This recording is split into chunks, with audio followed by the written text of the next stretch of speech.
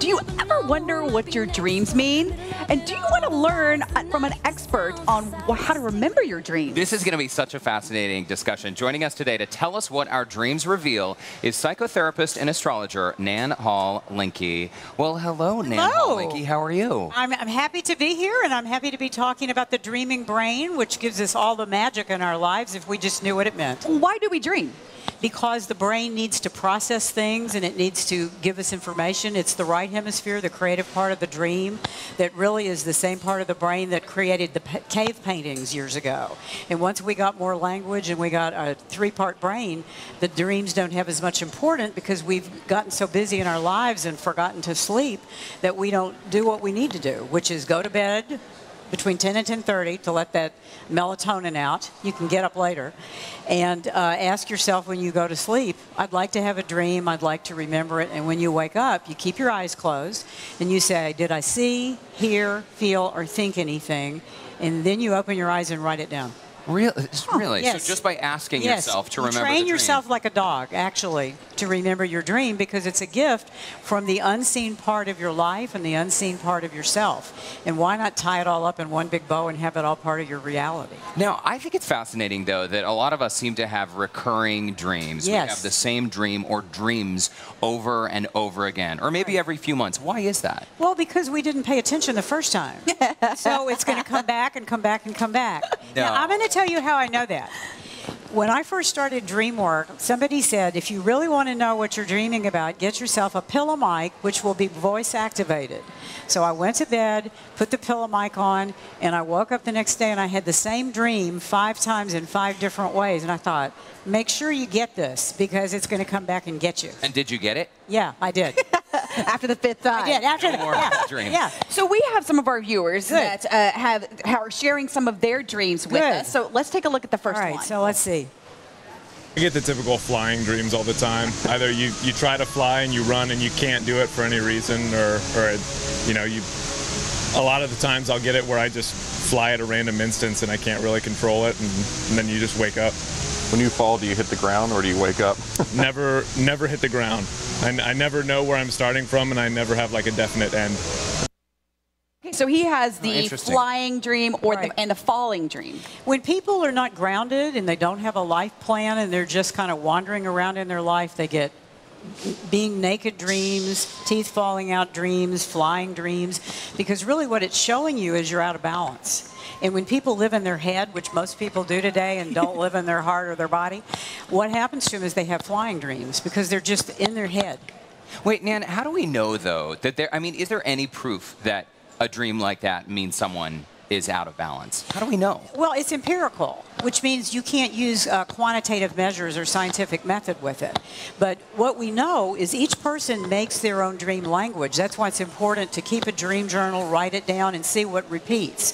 But we know that the dream is talking about you, and you put a mask of other people on it.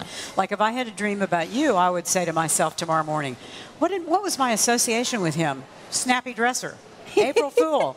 That's what I would say, and I'd go, oh, that's a nice association. Well, the April Fool Association is yeah. that's my And then birthday. we have the same birthday, July 3rd. So I would just go, kindred spirit. So when you have other people in your dreams or you have activities in your dreams, it's to enrich the sensual component of your life. Okay, we've got another viewer who's going to share with us what their dreams are all about. Roll the clip. Dream about sharks a lot. Maybe that came as watching Jaws as a kid. I don't know. Okay, that's a new one for me. Dreams about sharks a lot. A lot of people dream about underworld stuff. They dream about being able to breathe underwater. They dream about fish. They dream about being lost at sea. You've been watching Little Mermaid way too much. Or Jaws. Well, but a shark is danger. And if you have a dream about deep water or danger, it really is usually related to today, yesterday, and tomorrow. Usually a 3-day window is for most small dreams. And so if I'd had that dream, I would have said, what am I ignoring that's dangerous in my life? And I usually ask a friend, am I missing something? Is my blind spot operating? Could it also be something that's maybe toxic in your life too? It could be that too. That's a good guess. Yeah. So you just have to keep working with it and say, what feels right? What feels in my body the most true? Okay, so let's take it on to our next viewer that we have and see what their dream is. All right. Okay, I have this really weird dream that always occurs, and I'm swimming at a pool with my brother and like my friends, and then it's time for us to go home.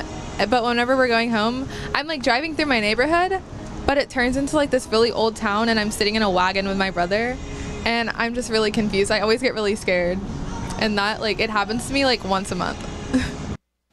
Okay, my take on that is that she's returning to her neighborhood, which means where she lives, where she feels safe, where she's grown up, and sitting in a wagon is a childhood activity. So my bet is that whenever she's feeling like she's not adult enough or grown up enough or has the tools she needs to be in the world, she has that dream. So that's probably, if she has it once a month. Could that be also hormonal though too? That was my first thought. If it's once a month and she's a girl, yeah, that was my first thought. Or she's just totally insane. Insane. Yeah, it could be that too. Both. So let's take a look at our last viewer dream.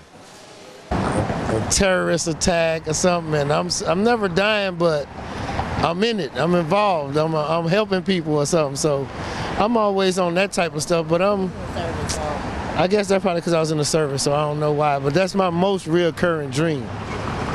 Huh. Okay, terrorist attacks happen a lot because people are living in situations that terrorize them and that they feel out of control with, usually with their family or their work or just life. But because this gentleman was in the service and he probably has a little PTSD, this is where the brain wants to repeat something so you can release tension. That's why people who are in mental hospitals and don't dream get crazier. So, you know, at least he's having the dream and nothing bad happens to him and he's helping. And so that's really the helping of the activity in the dream is mirrored in the fact that it's helping him. Could that dream be therapeutic for him? Yes, very therapeutic. Very. Now, before we move on to sex, I have something I quickly want to point out. Sex dreams. Sex dreams. Okay. So there are folks out there who are probably saying, okay, we have these dreams. How do we really know what they mean? But whether you really believe in these theories or not, doesn't matter. It doesn't matter because clearly there is a theme. If you just have casual water cooler conversation, it seems like we all have this dream showing up naked to work, showing up unprepared to take a test. Right. So there is something to this then. Well, Carl Jung, who was the psychologist that followed Freud, who thought every dream was about sex, Carl Jung said each dream has symbols which are like movement energy, and if you just remember them, they'll move you. So you don't have to know what it means. I'm curious, so I have to know. Okay, I'm curious about my dream that I had last night. Oh, tell me. Tell me. I had one where I saw the world with everything was half, like half a car. Everybody was half dressed. Half a loaf. That's a dream about that you're looking for fulfillment and you haven't gotten there yet. JB. Oh, all right. That's a good answer. That's a really good answer. Okay, we got to talk about sex dreams. Oh, yes, for now, sure. What happens, like, let's say you have a dream about a coworker. I'm not going to get any more specific than that. But what would that mean? I mean, does it mean it's about attraction, and you've symbolized it in a sexual way to get your attention.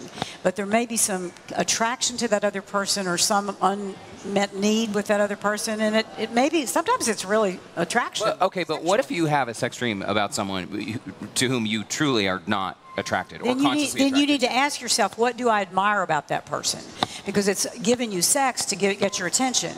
But it's really what qualities in that person do you admire, because that's what you want to develop in yourself. Because everybody in the dream is a part of you with a mask of another person. Okay, but what about the dream that a lot of folks have that you're being chased? Everybody has that dream. And that's usually because we're not paying attention to our life or we're in danger because we're moving too fast. Literally, when you're being chased, you move too fast in the dream. And you haven't given yourself enough time for rest, recreation, regeneration, or what I call self-dialysis, downtime. Now, I know this is a short segment, but you also have a book in case people want to read more. Tell us about the book. Well, there's lots of books on dreams. I personally don't write dreams about books. I write about healing power of ritual.